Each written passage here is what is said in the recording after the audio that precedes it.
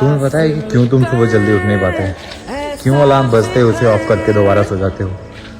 सच ये है कि वो चीज़ तुम्हारे लिए ज़रूरी नहीं है। जब कोई चीज़ सच में ज़रूरी होती है ना, तो नींद भी रुकावट नहीं बनती है। जॉब हो या कहीं जाना हो तो हम उठ जाते हैं, पर जब बात आती है अपनी बॉडी, अपने गोल्स, अपनी लाइफ को बेटर बनाने की, तो हम प्रायोरिटीज़ को पीछे छोड़ देते हैं। सो प्रॉब्लम अलार्म नहीं है, प्रॉब्लम इम्पोर्टेंस है। जिस दिन तुम्हारा गोल सच में इम्पोर्टेंट हो गया ना, उस दिन तुम्हें अलार्म की ज़रूरत भी नहीं पड़ेगी।